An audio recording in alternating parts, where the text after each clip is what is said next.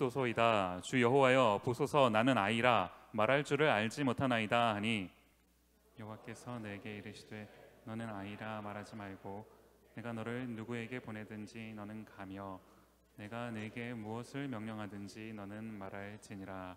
너는 그들 때문에 두려워하지 말라. 내가 너와 함께하여 너를 구원하리라. 나 여호와의 말이니라 하시고 내밀어 내 입에 대시며 여호와께서 내게 이르시되 보라 내가 내 말을 내 입에 두었노라. 다 같이 읽겠습니다. 보라 내가 너를 여러 왕국 위에 세워 내가 그것들을 뽑고 파괴하며 파멸하고 넘어뜨리며 건설하고 심게 하였느니라 하시니라. 아멘. 디모데에 오신 모든 분들을 환영하고 또 축복합니다. 우리 앞뒤좌우에 계신 분들하고 이렇게 한번 인사했으면 좋겠습니다. 실천하는 크리스찬이 됩시다. 네. 여러분이 돌아가실 때 묘비명에 실천하는 크리스찬이 됩시다가 생각날 때까지 할 겁니다. 여러분 나중에 실천하는 크리스찬이라는 이름만 나와도 제 얼굴이 떠오르도록 그때까지 우리 한번 열심히 외쳐봅시다. 자, 오늘은 부르심이라는 주제로 같이 하나님 말씀을 좀 살펴보려고 하는데요. 제가 오늘 설교를 준비하면서 설교 제목을 외산이 라고 지어봤습니다. 우리 한번 양 옆에 계신 분들한테 한번 이렇게 질문해 봅시다. 외산이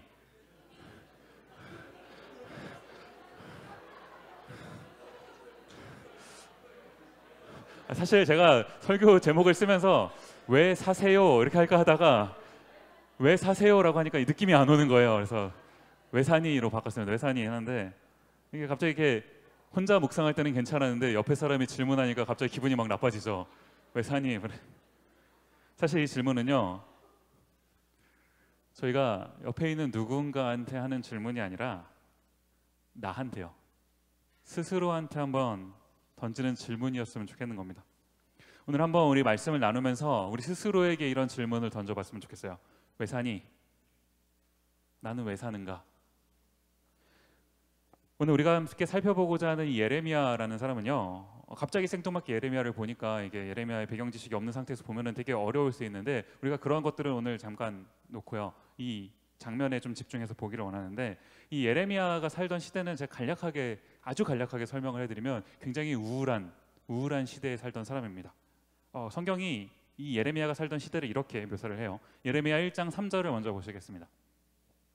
제가 읽겠습니다. 요시야의 아들 유다의 왕 여호야김 시대부터 요시야의 아들 유다 왕 시드기야의 11년 말까지 곧 5월에 예루살렘이 사로잡혀 가기까지 이만이라. 자, 이게 무슨 말이냐면요, 이 예레미야가 사는 날 동안에 이제 하나님 말씀이 임하시는 건데, 예레미야가 사는 날 동안에 맨 끝에 보면 예루살렘이 사로잡혀 간다. 이제 예루살렘이 포로가 되어서 사로잡혀 가는 그때까지 그런 일 가운데 지금 예레미야가 살고 있다라는 거예요. 쉽게 말하면 이 예레미야가 굉장히 정치적으로 혼란한 시기 가운데 살고 있다라는 거죠. 지금 정권도 막 바뀌고요. 결국에는 예루살렘이 포로가 돼서 잡혀갑니다. 그러는가 하면 영적으로도요. 예레미야 2장 8절 말씀 보시면 제사장들은 여호와께서 어디 계시냐 말하지 아니하였으며 율법을 다루는 자들은 나를 알지 못하며 관리들도 나에게 반역하며 선지자들은 바알의 이름으로 예언하고 무익한 것들을 따랐느니라. 이게 무슨 말입니까? 이 이스라엘 백성들이 하나님의 선택된 백성들인데 하나님의 가치관대로 세상을 살아가는 것이 아니라 하나님과는 전혀 상관없는 세상의 가치관대로 선지자들은 바알의 이름으로 예언하고, 쉽게 말하면 뭡니까? 제가 여러분에게 축복하면서 자, 바알의 이름으로 축원합니다, 이런 거예요. 말이 안 되는 거 아닙니까? 이런 시대 속에서 지금 예레미야가 살고 있었다는 거예요. 그런데 예레미야 1장에 보면요 흥미로운 기록이 하나가 등장을 합니다. 예레미야 1장 4절부터 5절까지 말씀을 보시면 여호와의 말씀이 내게 임하니라. 이르시되 내가 너를 모태에 짓기 전에 너를 알았고 너가 배에서 나오기 전에 너를 성별하였고 너를 여러 나라의 선지자로 세웠노라 하시기로. 이게 지금 무슨 말입니까? 이런 시대 속에 살게 된 예레미야인데 지금 예레미야가 이런 상황 가운데 살게 된 게 하나님이 그렇게 계획하셨다는 거예요. 예레미야가 지금 보시면 엄마의 태중에 있기도 전부터 하나님께서 이미 예레미야를 알고 계셨고 예레미야에 대한 계획을 가지고 계셨다는 겁니다. 그렇게 말씀하시면서 하나님께서 성경을 통해서 한 가지 특별한 단어를 사용하시죠. 이게 뭡니까? 세 번째 줄 중간에 보시면 성별이요. 거룩히 구별하였다라는 뜻입니다. 하나님께서는 예레미야가 살고 있던 그런 암울한 시대 속에서 예레미야가 거룩하게 구별되도록 하셨다는 겁니다. 하나님께서 예레미야를 이런 계획 가운데 준비시키셨고 부르셨어요. 그런데 이 부르심에 대한 예레미야의 반응이 어떤지를 한번 보겠습니다. 예레미야 1장 6절 말씀 보시면 내가 이르되 슬프도소이다 주 여호와여 보소서 나는 아이라 말할 줄을 알지 못하나이다 하니, 지금 예레미야가 하나님의 이런 부르심 앞에 대답하는 말이 뭐냐 하니까 나는 아이라는 겁니다. 애라는 거예요. 나는 아이입니다. 이 말이 지금 예레미야가 주님 저는 어린아이처럼 잘 알지도 못하고 아직 미성숙합니다 라고 말하는 그런 겸손의 말이 아니라요, 진짜로 아직 어른이 아니라는 겁니다. 정확하게 예레미야가 이때 몇 살이었는지 알기는 어려워요. 그런데 제가 자료를 좀 찾아보니까 학자들이 이제 분석을 하기로 예레미야가 아직 성년에 이르지 아니한 때, 많이 잡아봤자 한 18세에서 20세 정도. 18세에서 20세면 성년인가요? 애매한데 18세에서 20세 정도로 잡습니다. 제가 지금 이 구도를 가만히 보고 있는데요, 하나님께서 예레미야를 부르셨고 그 부르심에 대한 예레미야의 반응이요. 이 구절을 이렇게 보면서 오늘 우리가 한번 이 말씀 앞에서 하나님의 음성이 무엇인지를 깨닫는 시간이 됐으면 좋겠다. 왜냐하면 우리에게도 동일하게 말씀하실 거라는 기대감이 있기 때문에 이 말씀을 한번 살펴봤으면 좋겠다라는 겁니다. 우리가 살고 있는 시대는요, 이 예레미야가 살던 시대처럼 정치적으로도 굉장히 혼란스러운 시대에 살고 있습니다. 여러분 뉴스만 보더라도 정신없죠. 저도 뉴스 보기가 두려운데 그런 세상 속에서 미국도 마찬가지고요, 한국도 마찬가지고요, 북한도 그렇고, 그런 상황 속에서 우리의 미래가 어떻게 될지를 생각하면 막막하지 않습니까? 그러는가 하면 영적으로도요, 다른 어떤 영적인 거 많은 거 생각해 볼 수 있겠지만 다른 거 다 차치하더라도 우리 자신만 놓고 보더라도 나 자신, 하나님의 가치에 더 민감하게 우리가 살고 있습니까? 아니면 세상의 가치에 좀 더 반응하고 있습니까? 우리는 우리 스스로만 보더라도 영적으로 조금 더 각성이 필요한 그런 시대 속에 살고 있지 않습니까? 그런데 지금 우리가 이런 세상 속에 살게 된 게 우연히 그렇게 된 것도 아니고 우리가 선택한 것도 아니고요, 오늘 본문 말씀에 의하면 예레미야를 부르셨던 것처럼 하나님께서 우리를 계획하셔서 이곳으로 부르셨다라는 겁니다. 우리가 아직 태어나기도 전에, 어머니 뱃속에 있기도 전에 우리 엄마 아빠가 아직 서로 모르는 남남이었을 그 시절부터 하나님께서 우리 한 사람 한 사람을 부르셔서 계획하시고 작정하셨다는 겁니다. 그래서 지금 우리가 이 시대 속에서, 이 상황 속에서 지금 여기에 우리가 있게 됐다라는 거예요. 하나님께서 우리를 왜 이 자리 가운데 있게 하셨습니까? 지금 이 세상 속에서 우리를 성별하셔서 거룩히 구별하셔서 사용하시기 위해 그러셨다는 거예요. 그런데 우리의 대답이, 하나님의 그런 부르심 앞에 우리의 대답이 뭡니까? 예레미야처럼 우리는 아이입니다, 이거 아닌가요? 예레미야가 스스로 아이라고 말한 게 거짓말은 아니었다라고 말씀드렸습니다. 그러니까 우리도 거짓말하는 건 아니죠. 주님, 저는 아직 자격이 없습니다, 부족합니다. 거짓말은 아닙니다. 실제로 우리가 그런 자격을 갖추지는 않았으니까요. 그래서 있는 그대로 솔직하게 고백하는 것 아닙니까? 주님의 부르심 앞에 저는 못하겠습니다. 그런데 하나님께서 그런 예레미야의 반응 앞에 뭐라고 말씀하시는지를 우리가 한번 보자는 거예요. 7절 말씀을 이어서 보시면 여호와께서 내게 이르시되 너는 아이라 말하지 말고 내가 너를 누구에게 보내든지 너는 가며 내가 내게 무엇을 명령하든지 너는 말할지니라. 하나님께서 지금 뭐라고 말씀하시는 겁니까? 너는 아이라고, 너 스스로 아이라고 말하지 말라는 거예요. 너는 자격 없다고 말하지 말라는 겁니다. 왜 그렇습니까? 내가 너를 누구에게 보내든지 너는 가며, 너를 보내는 사람이 나이기 때문이라는 거예요. 나 하나님이 너를 보내는 거기 때문에 너는 너 스스로 자격 없다고 말하지 말라는 겁니다. 하나님은요, 부르심을 받은 사람의 능력으로 일하시는 게 아니라 부르시는 자의 능력으로 일하십니다. 무슨 말인지 이해가 가세요? 부르심을 받는 자의 능력으로 일하시는 게 아니라 부르시는 자의 능력으로 일하신다는 거예요. 하나님이 여러분을 부르셨기 때문에, 우리를 부르셨기 때문에 우리의 능력으로 하나님이 일하시는 게 아니라 우리를 부르신 하나님의 능력으로 그 일을 이루어 가신다는 겁니다. 하나님이 우리에게 원하시는 것은요, 어떤 상황 앞에, 하나님의 부르심 앞에 나의 능력이 되냐 안 되냐 이거 재고 있는 게 아니라 하나님께서 예레미야에게 말씀하셨던 거 뭡니까? 내가 너를 누구에게 보내든지 너는 가며 내가 너에게 무엇을 명령하든지 너는 말할지니라. 예레미야는 선지자였으니까 하나님께서 보내시는 곳에 가고 하나님께서 말씀하시는 것을 잘 전달하라, 이거 아닙니까? 이것을 다른 말로 하면요, 우리에게 적용하면 어떻습니까? 순종이요. 내가 너를 보내는 그곳에 내가 너를 통해 이룰 그 일을 이루어내라. 너의 능력이 아니라 나의 능력으로. 너는 그저 순종하라는 겁니다. 그런데 우리가 하나님의 말씀 앞에 순종한다고 해서, 하나님의 명령에 따랐다고 해서 그 순종이 우리를 평탄한 길로 인도하는 것은 아니더라는 거예요.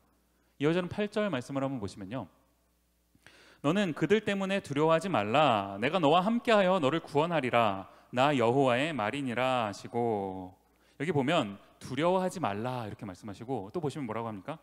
내가 너를 구원하리라, 이런 표현이 등장을 해요. 이게 무슨 말입니까? 우리가 순종하면요, 두려워하지 말라, 두려운 일이 생긴다는 거죠. 또 구원하시겠다, 이 말 앞에는 뭐가 생략되어 있는 겁니까? 우리가 구원을 받아야만 할 그런 지경에 놓이게 된다라는 것 아닙니까? 우리가 그런 지경에 놓이니까 하나님이 우리를 구원하신다는 거죠. 오늘 본문에서 조금만 더 뒤로 가면 1장 이제 후반부에 예레미야가 환상을 보게 됩니다. 근데 그 중에 한 환상이 이와 같은 이야기를 해요. 예레미야 1장 13절부터 14절까지 말씀 보시면, 여호와의 말씀이 다시 내게 임하니라. 이르시되 너가 무엇을 보느냐? 대답하되 끓는 가마를 보나이다. 그 윗면이 북에서부터 기울어졌나이다 하니, 여호와께서 내게 이르시되 재앙이 북방에서 일어나 이 땅의 모든 주민들에게 부어지리라. 말이 조금 쉽지는 않은데 이게 무슨 말이냐 하니까, 이게 지금 비유잖아요, 환상이잖아요. 끓는 가마가 북쪽으로부터 여기로 이렇게 기울어진다. 이게 끓는 물이 이제 쏟아진다라는 것 아니죠? 말이잖아요. 이게 이제 북방 민족들을 하나님께서 일으키셔서 하나님 말씀을 듣지 않은 이 이스라엘 백성들을 심판하시겠다, 이제 이런 말인데, 두려운 상황 아닙니까? 이스라엘 백성들 입장에서는 구원을 받아야만 하는 그런 상황 가운데 놓이게 됐다라는 거예요. 이게 지금 하나님이 말씀하신 그 순종의 결과 아닙니까?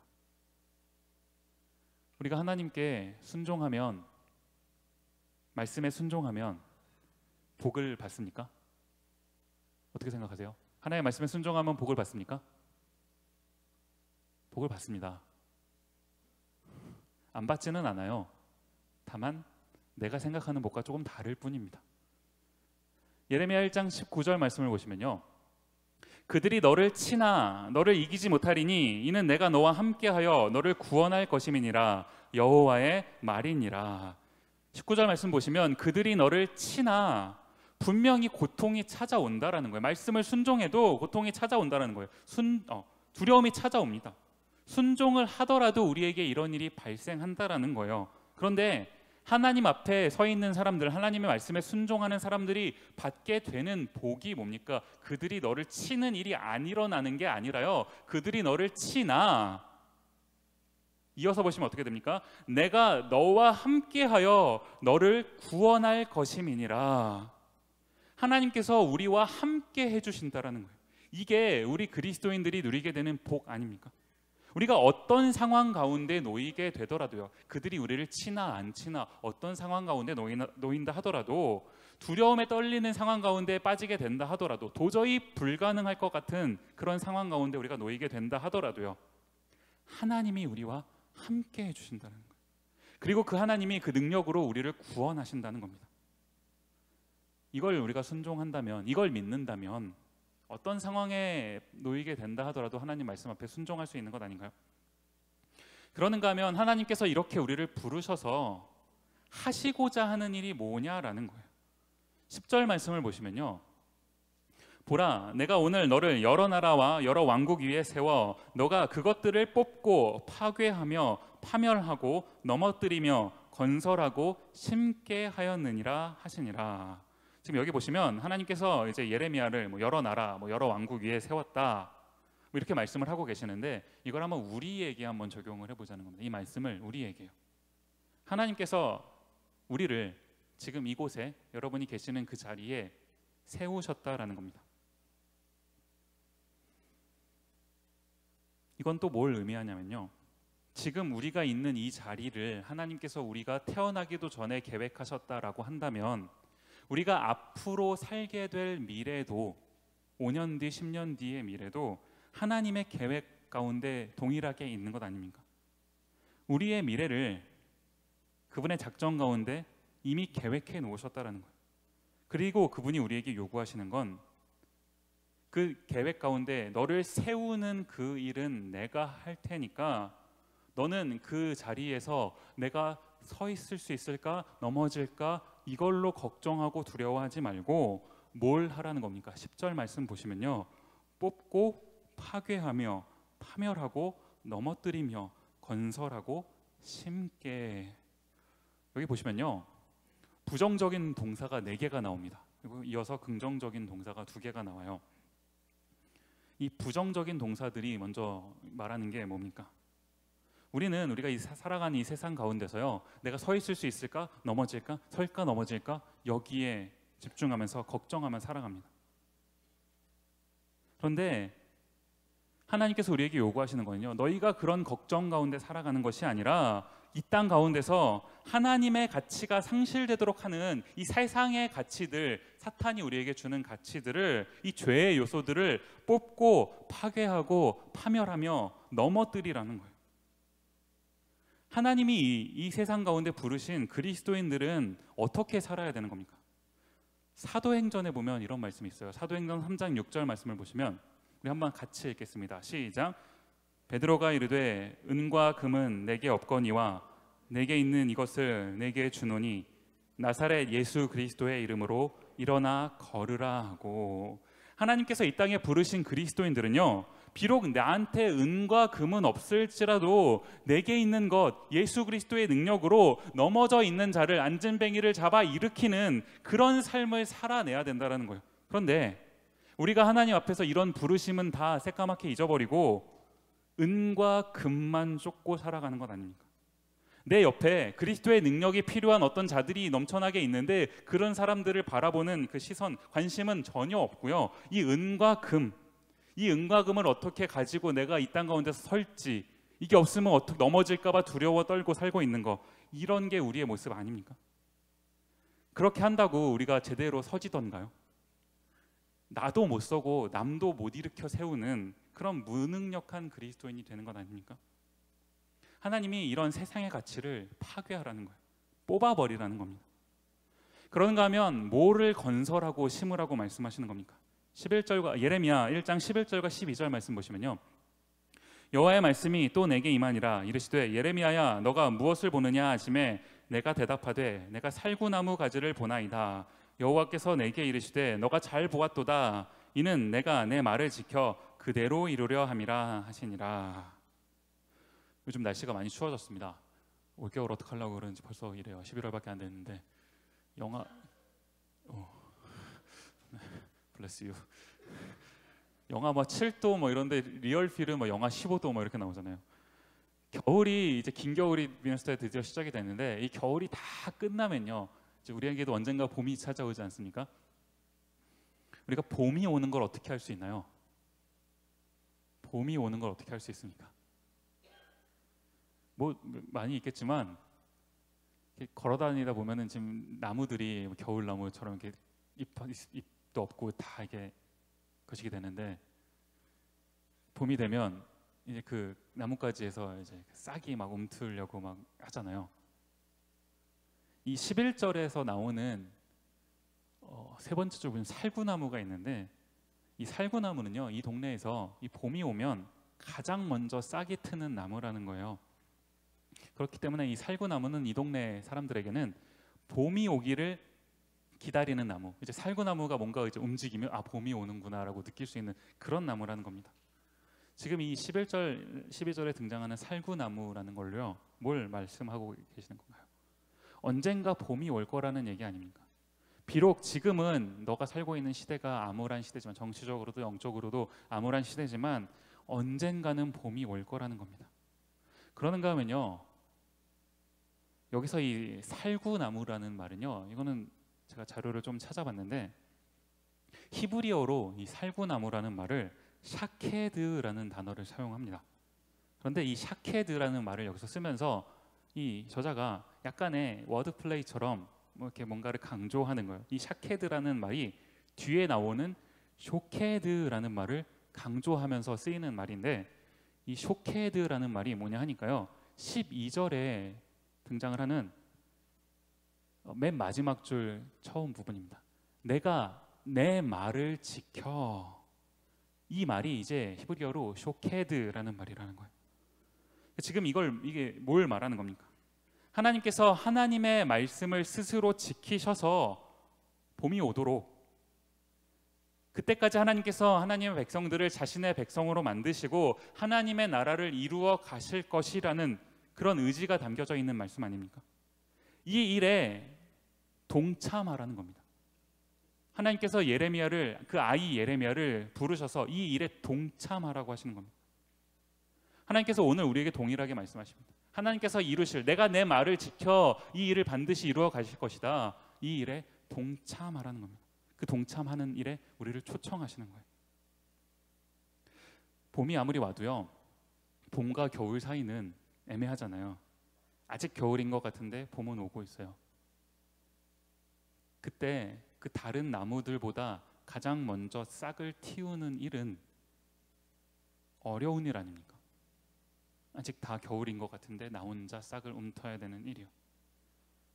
하나님이 그 일을 우리에게 하라고 하시는 겁니다. 그게 우리가 사는 이유여야 된다는 거예요. 쇼케드, 하나님께서 하신 말씀을 반드시 이루실 것입니다. 오늘 우리가 한번 이 찬양으로 같이 고백하며 나갔으면 좋겠는데요, 한 줄을 부탁을 드립니다. 부르신 곳에서라는 찬양이에요. 하나님이 이 자격 없는 예레미야를 부르셔서 사용하시겠다고 했습니다. 예레미야의 능력이 아니라 부르신 자의 능력으로. 하나님이 우리를 어떻게 부르셨든지 그 자리에서 그 부르신 자의 능력을 의지하며 그 삶을 살아내는 내가 되겠습니다 라는 이 찬양의 가사에 우리의 신앙의 고백을 담아서 이 찬양을 했으면 좋겠어요. 하나님은 쇼케드, 내가 내 말을 지켜, 그 말을 지켜서 이루시는 분이죠. 우리를 통해 하나님이 하실 일을 이루시는 분이에요. 그 일에 동참하라고 우리를 부르십니다. 부르신 곳에서 순종하겠습니다. 부르신 곳에서 하나님을 예배하는 삶 살겠습니다. 우리가 이 찬양을 함께 고백하면서 이 시간 함께 나아갔으면 좋겠습니다. 같이 찬양합니다. 따스한 성령님, 따스한 성령님, 마음으로 보내,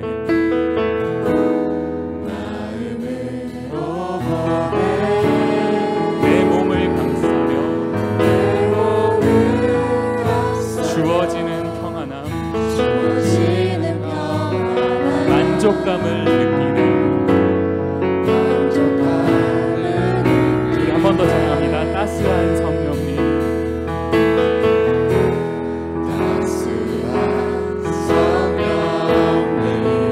마음으로 보내. 이 시간 우리를 위로하시는 그 성령님의 따스함을 느끼시기를 바랍니다. 내 몸을 감싸며 주어지는 평안함, 만족함을 느끼네. 부르신 곳에서 나는 예배하는, 어떤 상황에도 나는 예배하는, 부르신 곳에서 나는 예배하는, 어떤 상황에도 나는